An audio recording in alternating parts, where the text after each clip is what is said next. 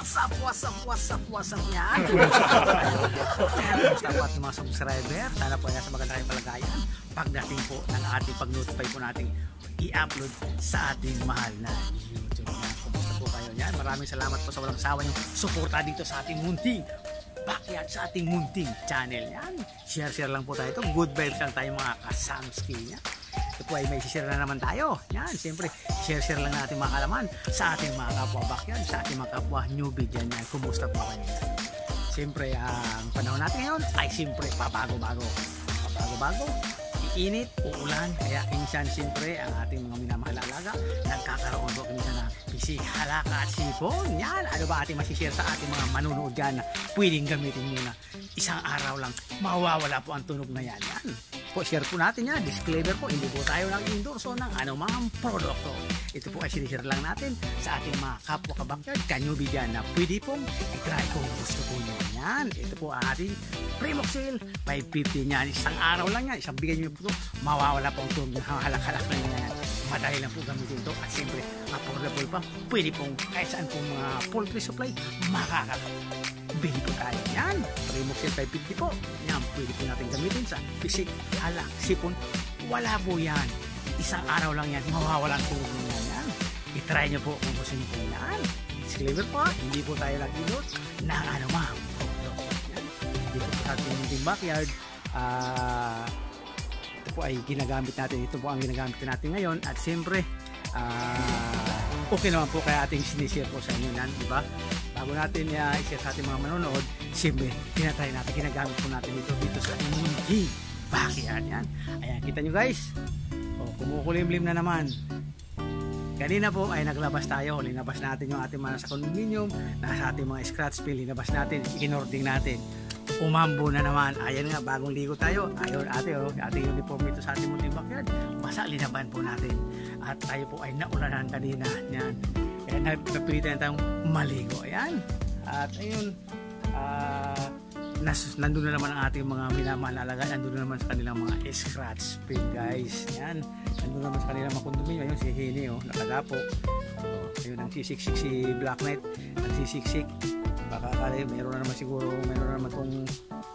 tong hanip siguro. Pero kakapaligo natin lang yan guys. Yan. Yan, kulimim na naman yan nyo. Yan ang sabi ko nga, yan po ang ating panahon ngayon. Kaya dapat huwag po kayo magpapawala nito. Kasi sa atin, hiyang na rin po natin ito. At ang kagandahan po nito ay 550 mg po ito. Yan.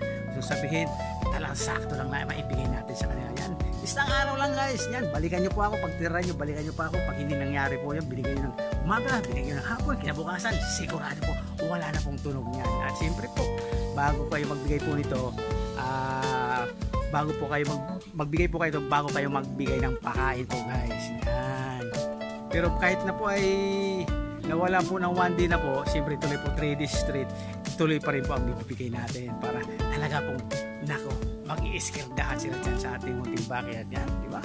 Yan, gagala ko muna kayo. Yan guys, kanina linabas natin sila, yung mga nasa scratch pin natin. Yan, linabas natin yan, kinording natin doon. Yun, naka-cord doon. Ayan, biglang umulan kanina. Ayan, kita nyo guys, mayroon pa tubig. Sabi nyo, nag-video. Ayan, pag medyo malakas pa ang ulan dito, nagkakaroon tayo dito ng tubig dito.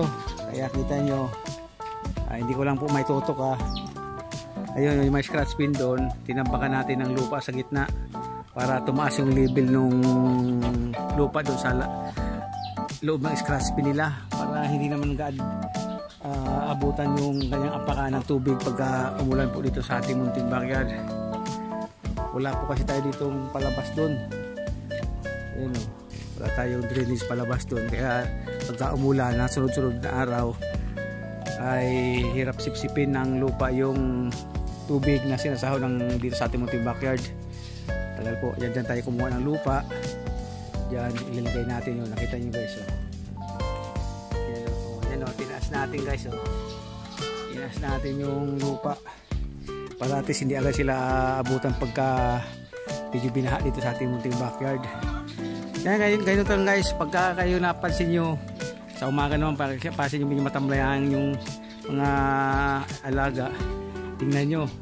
Subuan agad nyo. Para talagang ganun talaga. Isang araw lang. Yan. Ayun, balik na naman sila sa mga scratchbait, sa mga condominium nila. At wala eh. Medyo uminit, hindi ko na linabas. Yan, uminit, kumukulimlim. Hindi ko nilabas kasi mamaya uulan na naman. Mababasa tayo. Yan, para hindi pa balik-balik. Pinasok na natin. At least kanina, nailabas natin siguro sa mga pagkatapos patuka natin ng 7:30. So mga 10 naman eh, may 3 oras naman sila sa labas. Yan, di ba? Ganun lang din tayo dito sa ating munting backyard, guys. Yan, mga kasamsi. Ganun tayo ito. Kahit naman eh, anong naranasan natin sa pagiging backyard breeder natin, yan.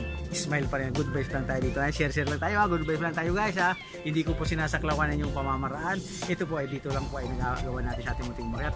At sinishare natin sa mga kapwa natin, mga newbie dyan. Baka hindi pa nyo po alam yan. Premoxil. Nako, sisik alaksi po yan. Eskerda yan. Isang araw lang, wala na pong tunog yan. God bless po sa atin lahat. At maraming salamat po sa walang sama yung support sa ating munting channel. I love you all.